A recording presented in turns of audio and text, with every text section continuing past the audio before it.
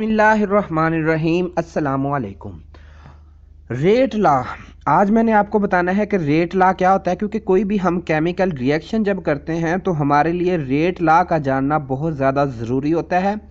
Rate से अब आपको पता चल गया होगा कि रेट लॉ ने हमें क्या बताना है। इसने हमें किसी भी रिएक्शन में कितनी प्रोसीजर हो चुकी है, कितना जो है वो रिएक्शन जो है वो प्रोसीड हो चुका है, उसके बारे में इंफॉर्मेशन देता है।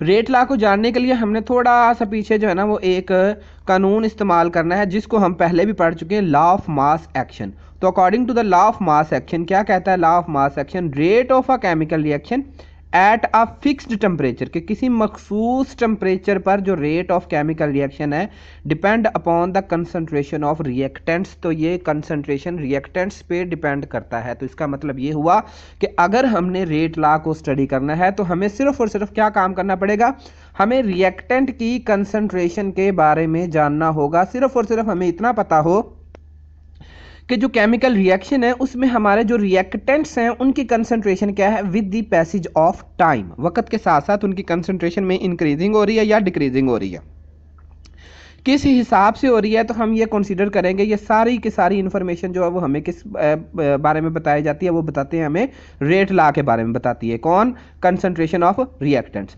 अब the relationship between concentration and rate of reaction is determined by measuring the rate of reaction with different initial concentration. और अगर आप ये मालूम करना चाहते हैं कि कंसंट्रेशन और रेट ऑफ रिएक्शन का आपस में क्या ताल्लुक है, इनका रिलेशनशिप आप इनमें जो है वो मेजर करना चाहते हैं, तो सिंपली आपने क्या काम करना है कि रेट ऑफ रिएक्शन को कंसंट्रेशन के साथ जो है वो मेजर करते जाना है कि पहले 5 सेकंड में, फिर अगले 5 सेकंड में, 10 सेकंड में, या पहले 25 सेकंड में, पहले 2 मिनट में, पहले जो है वो 1 घंटे में कितने जो है वो रिएक्टेंट्स प्रोडक्ट में चेंज हुए, तो वही हमारा जो है वो रेट लॉ कहलाएगा।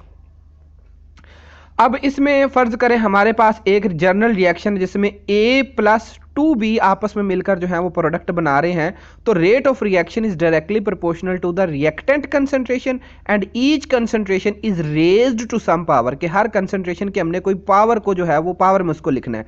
तो रेट एक्सप्रेशन जो है वो किस पे डिपेंड करेगा कि rate is directly proportional to concentration of A and concentration of B। और ये जो कोफिशिएंट लगा हुआ है, ये जो बैलेंसिंग कोफिशिएंट लगा हुआ है, ये इसकी पावर में चला जाएगा। तो यही बात की रही कि each concentration is raised to some power. अब देखिए A के साथ कोई भी नहीं लगा, 1 लगा है। असल में यहाँ पे 1 पावर मौजूद है, लेकिन हम 1 लिखें या ना लिखें इससे किसी किस्म का फर्क नहीं पड़ता। तो रेट एक्सप्रेशन जो है वो हमारे लिए ये, अब ये रेट एक्सप्रेशन क्या बता रहा है कि जो रेट एक्सप्रेशन में बता रहा है कि जो रेट डिपेंड करता है ना वो सिर्फ और सिर्फ कंसंट्रेशन ऑफ रिएक्टेंट A और कंसंट्रेशन ऑफ रिएक्टेंट B पे डिपेंड करता है। सिमिलरली अगर हम यहाँ पे next, when the coefficient of the balance equation is another than unity, कि अगर एक से ज्यादा कोफिशिएंट हो, देखें ना जैसे पीछे एक ही हमने कोई पावर नहीं लिखी, क्यों? क्योंकि उसकी पावर 1 थी, तो एक पावर अगर हम लिखें या ना लिखें तो कोई फर्क नहीं पड़ता। तो इसी तरीके से जो कोफिशिएंट ऑफ बैलेंस इक्वेशन है जो कि अदर देन यूनिटी है, the rate expression is given by, अब देखें M और N का आ जाएंगे। फर्ज करें अब A और B है हमारे पास रिएक्टेंट्स, तो उनकी पावर M और N आ जाएगी। M और N क्या है? ये नंबर्स हैं, कितने जो नंबर ऑफ मोल्स होंगे, यानी कि M और N जो हो सकता है may be any number from 1 to up to so on, 1, 2 या उससे ज्यादा हो सकते हैं। मतलब ये 1 से शुरू होगा, ये M और M इनकी पावर्स जो हैं वो डिपेंड करती होती है हमारी इक्वेशन पे, ठीक है। जैसे पीछे हमने A प्लस 2B पढ़ा है ना, तो यहाँ पे B की जगह अब N की जगह क्या लिख दिया? 2, और M की जगह हमने क्या लिख दिया था? 1। तो अगर कोफिशिएंट यूनिटी हो तो पीछे वाली इक्वेशन, अगर यूनिटी से कोई और हो तो हम ये वाली इक्वेशन अप्लाई करेंगे। अब the expression which show relationship between reaction rate and concentration is called rate equation. ऐसी इक्वेशन या ऐसा एक्सप्रेशन जो हमें किसके बारे में बताता है कि रेट ऑफ रिएक्शन के बारे में बताए और कंसंट्रेशन के बारे में बताए। कंसंट्रेशन यहाँ पे रिएक्टेंट्स की बात हो रही है कि रिएक्टेंट की कंसंट्रेशन के बारे में बताए, तो उसे हम कहते होते हैं रेट इक्वेशन।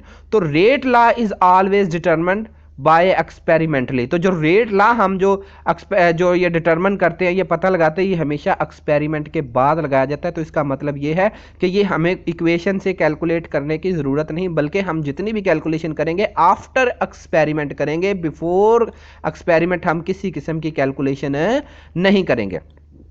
तो अब देखें ये आपके पास एक इक्वेशन है H2 प्लस I2, ये दोनों ने मिलकर क्या बना दिया 2HI। तो इसका रेट किस पे डिपेंड करता है, रिएक्टेंट्स पे। रिएक्टेंट कौन कौन से हैं, H और हाइड्रोजन और आयोडीन, ये दो रिएक्टेंट है। इसी तरीके से एक और एग्जांपल देखें नीचे, NO2 डाई नाइट्रोजन ऑक्साइड जब डीकंपोज होती है तो नाइट्रोजन ऑक्साइड और ऑक्सीजन बनता है। तो इसका जो है ये देखें यहाँ पे 2 लिखा है, तो जिसकी कंसंट्रेशन जो है वो मतलब रिएक्टेंट पे कर रही है, तो रिएक्टेंट NO2 है और ये बैलेंसिंग कोफिशिएंट है, ये इसकी पावर में चला गया। सिमिलरली ये NH3 में अगर आप देखते हैं तो यहाँ पर नाइट्रोजन अमोनिया के साथ NH3 के साथ 2 लगा, लेकिन यहाँ पर कोई किसी किस्म का 2 नहीं लगा। तो इसका मतलब ये है कि ये रिएक्शन एक स्टेप में नहीं हुआ बल्कि एक से ज्यादा स्टेप में हुआ। तो ऐसे रिएक्शन जो एक से ज्यादा स्टेप में हो तो उनकी जो रेट इक्वेशन है यहाँ पे पावर नहीं लिखी जाती, क्योंकि ये कॉम्प्लेक्स रिएक्शन होते हैं। ठीक है, तो रेट एक्सप्रेशन ऐसे रिएक्शन के लिए हमने फिर जो है वो दूसरी कैलकुलेशन करनी होती है, जो नेक्स्ट आने वाले टॉपिकों में इंशाल्लाह मैं आपको बताऊंगा। तो शुक्रिया, उम्मीद है आपको ये लेक्चर अच्छा लगा हो। तो अगर लेक्चर अच्छा लगा हो तो लाजमी मेरे चैनल को सब्सक्राइब कीजिएगा। शुक्रिया, जज़ाकल्लाह। अल्लाह ताला आपके और मेरे इल्म में इजाफ़ा फरमाए।